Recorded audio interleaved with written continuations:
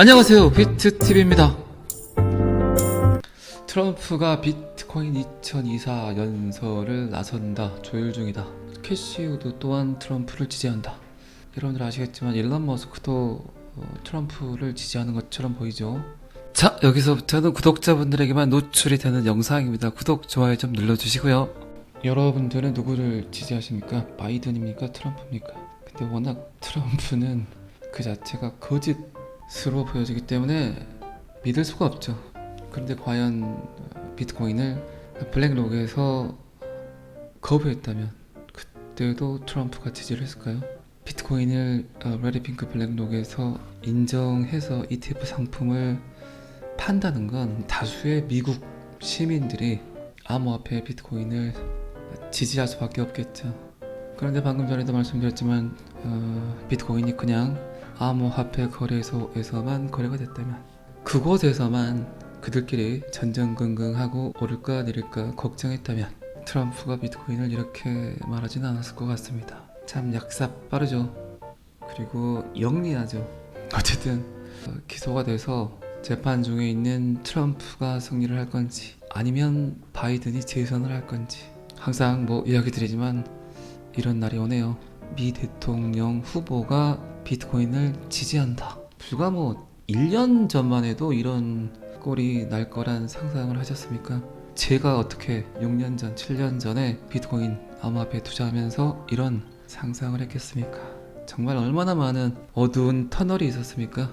여러분들은 잘 느끼지 못하셨겠지만 그때 저와 비슷한 시절에 투자를 했던 분들은 살얼음 판이었죠. 잠도 아마 제대로 자지 못했을 것 같습니다.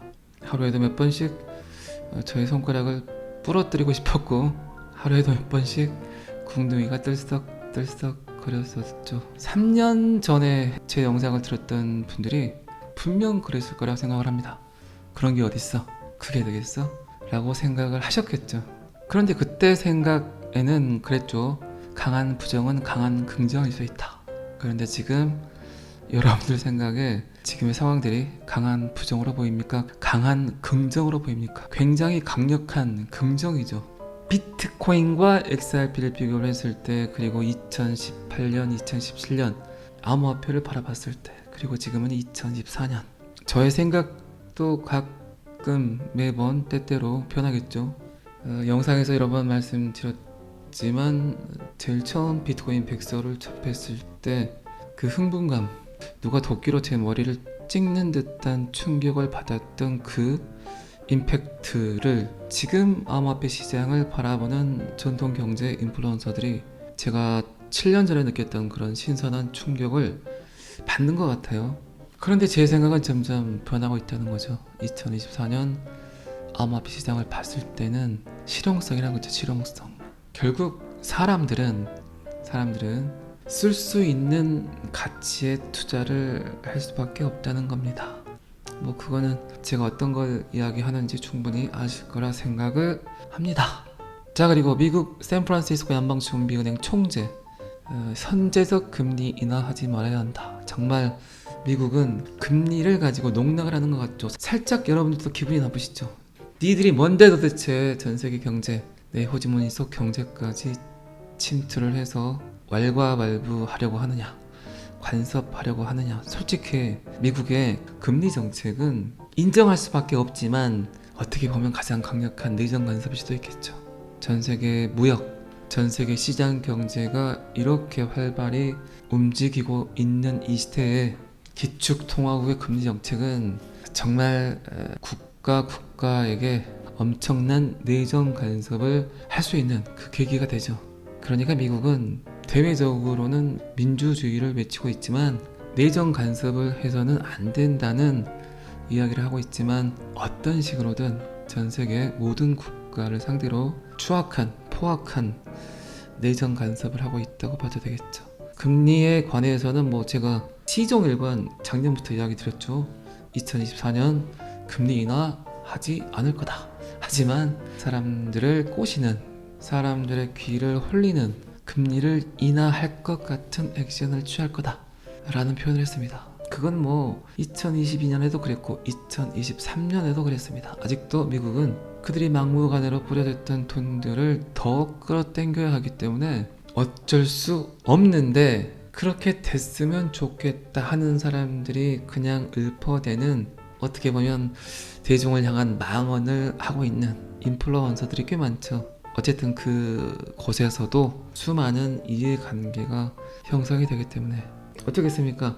그 모든 정보에 대한 판단은 여러분들이 직접 하셔야 되겠죠. 자, 그리고 미 루지애나주 친 비트코인 및 CBDC 금지 법안 통과. CBDC를 가지고 굉장히 여러 곳에서 말들이 많죠. 물론 대중들에게, 소시민들에게 그렇게 반가운 도구는 아니죠. 그런데 여러분들의 일상을 곰곰이 생각을 해보시면 현금을 갖고 다니시는 분들이 얼마나 계십니까? 지금 점점 종이 지폐는 자연스럽게 사라질 수밖에 없는 도구이고, 여러분들이 지금 당장 인터넷을 사용하지 않는 사회로 돌아가기를 원하신다면 굳이 CBDC는 필요하지 않습니다. 그런데 스마트폰을 던지지 못하고 하루에도 몇 번씩 디지털하게 여러분들 자신임을 증명해야 된다면 CBDC는 이 시대에 어쩔 수 없이 찾아올 수밖에 없는 도구라고 저는 이야기를 했죠. CBDC 금지 법안 통과에 대한 요새 데이터를 보다 보니 그런 생각이 들더라고요. 어떤 생각을 하냐, CBDC를 표방한 스테이블 코인을 유통시키면서 점차적으로 디지털 화폐에 대한 대중의 인식을 전환시킨다. 그리고 완전히 젖어들었을 때 자연스럽게 CBDC임을 공표하지 않을까라는 생각을 합니다. 그만큼 지금 인류에게 거래의 도구로 스테이블 코인이 부상하는 건 다 이유가 있었던 것 같아요. 어제도 이야기 드렸고 계속 요새 제가 이야기 드리지만 그 타이밍도 적절하게 누가 시키지도 않았는데, 리플의 스테이블 코인 발표는 딱 수많은 대중들에게 암호화폐를 이해하고 현대금융을 이해하는 몇몇 안 되는 스마트한 소비자들에게 굉장한 힌트를 제시하고 있죠. 어쨌든 모든 선택은 여러분들이 하시는 겁니다. 그래서 미래의 부는 암호화폐를 갖고 있는 사람이 아니다, 암호화폐를 충분히 이해하는 사람의 몫이다라는 말이 나오는 겁니다. 곰곰이 생각을 해보세요. 스테이블 코인 발행 개수에 제한이 있을까요? 없을까요? 그런데 XRP는 발행 개수가 1000억 개로 제한이 돼 있죠. 발행 개수가 제한이 없는 스테이블 코인, 뭐가 연상이 되십니까? 아마 눈치가 빠르신 분들은 미국의 종이화폐 달러를 생각하셨을 겁니다. 제가 요새 계속 하는 말 중에 그거 하나 있죠. 미국은 종이화폐, 명목화폐를 가지고 너무나 편하게 돈을 벌었다. 그리고 이제는 디지털 안에서 더 편하게 돈을 벌 수 있는 도구를 찾고 있다. 미국의 달러는 사용하면 할수록 인플레이션, 발행이 무제한이기 때문에. 그리고 디지털 안에서 스테이블 코인의 발행은 담보 물건만큼 발행을 할 수 있기 때문에 발행량이 무제한이다.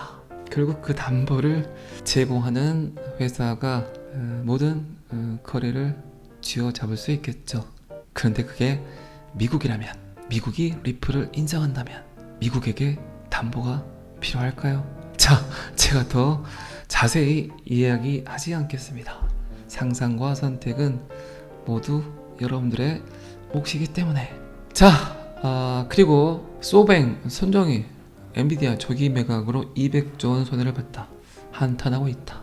여러분들의 암호화폐 투자도 너무 조급해하지 마세요. XRP 투자도 너무 성급하게 결정하지 마세요. 수많은 정보와 데이터를 가지고 투자를 하고 있는 소뱅의 손정희 회장도 엔비디아를 너무 빨리 던져서 현타가 오고 있다고 합니다. 현타는 제가 항상 이야기 드리지만, 좌절감은, 절망은, 정말 내 손가락을 부러뜨리고 싶은 생각은 가격이 하락할 때가 아니다, 상승할 때, 그때 엄청난 현타가 올 수밖에 없다. 자, 어쨌든 손정희도 제 영상을 좀 하나 보고 손가락에 기부스를 했어야 되는데, 지금 사진으로는 왼손으로 매도 버튼을 과감하게 눌렀던 것 같습니다. 자, 그리고 비트코인 RSI는 역사적으로 평균 103% 급등을 이끈 과매도 수준으로 떨어졌다. 지금 비트코인 가격이 8,500 정도까지 떨어졌어요. 그런데 103% 2배 상승을 이끌었던 그때 상대간도 지수 지표와 똑같다. 제가 요거를 지금 사진 보시면 아시겠지만 비트코인이 꽤 하락을 하길래 캡처를 해서 멤버십 방에 올렸는데 더 떨어지더라도 제 생각에는 8,260. 그런데 거의 지금 그 언저리까지 왔죠. 8,359만 원까지 떨어졌다가 지금 약간 상승을 해서 8,500 정도 가는 것 같습니다. 이 자리를 제가 이렇게 선을 그어 놓은 건 여기죠, 여기. 전 고점의 지지를 받고 올라갈 거라고 생각을 했기 때문이겠죠. 있겠습니까? 어쨌든 수익은 자신의 그릇만큼, 배포만큼 가져가는 거니까 어제 하락하는 걸 보고 수많은 또 대중들은 1억에 던지지 못함을 후회하겠죠. 그런데 항상 그 후회를 기다리는 곳은 금융세력, 고래, 이런 애들이겠죠. 항상 던지길 원합니다. 누가? 대중들이. 0.1개, 0.5개, 1개, 2개, 5개 다 받아먹겠죠. 낚이는 것도 여러분들의 몫이고 버티는 것도 여러분들의 몫이죠. 지금 리플 가격은 668원. 항상 5자, 6자 괜찮다고 했죠. 정말 이 이야기는 1000번도 넘게 했던 것 같습니다. 그런데 항상 7자에 진입하신 분들이 계시더라고요. 자, 더 이야기하면 뭐 하겠습니까? 자, 그리고 XRP 가격 분석, 리플 가격이 다시 돌아올 준비가 되어 있나요? 라는 데이터가 있는데 최근 여러분들 아시겠지만 XRP에 대한 집단 소송, 캘리포니아 판사 해밀턴 모두 기각됐죠. 굉장한 승리라고 이야기는 하지만 가격은 그대로죠. XRP가 그 자체로 증권이 아니라는 사실을 부정하거나 변경하지 않는다. 리플이 XRP를 판매해서 연방증권법을 위반했다는 모든 주장을 기각했다. 이제 여러 것들에서 리플의 승리를 암시하는 시그널들이 계속 뜨고 있죠. 가격은 오르지 않고 있지만 그 와중에 거래 지갑들은 계속 증가를 하고 있고. 자, 그리고 태국 보이시죠? 잠재적인 XRP 통합을 위해 리플과 대화 중이다. 태국, 한국, 일본 점점 아시아 쪽을 침투하고 있는 것처럼 보이죠? 그런데 진즉 침투를 했었죠. 요거 보시면 아시겠지만 요게 2021년 7월 15일 리플 파트너 태국 은행 승인 획득, 그리고 요거는 이제 2022년 8월 16일 새로운 파트너십을 통해 일본과 태국 송금에 대한 리플 SBI와 통합 인터 아시안 프로젝트에 참여. 그리고 이제 2024년 6월 태국이 수면 위로 올라오고 있습니다. 모든 일들이 그냥 하루아침에 뚝딱 되는 것처럼 보이죠. 그런데 이미 그들은 꽤 오래전부터 15년 전부터 아니었자면 라이언 푸거 금융 세력이 움직이고 있다는 의구심을 들고 있는 리플 XRP는 100년 전부터 세팅이 되었을 수도 있겠죠. 자, 항상 그래서 역사적 사건들이 중요하죠. 그때 무슨 일이 일어났었는지, 어떤 일을 꾸미고 있었는지, 결국 현실은 수많은 역사적 데이터의 응집력에 의해서 오늘이 그리고 내일이 펼쳐지기 때문에. 자, 오늘은 여기까지 하겠습니다. 구독과 좋아요는 항상 저를 너무너무 힘나게 합니다. 감사합니다. 비트TV였습니다.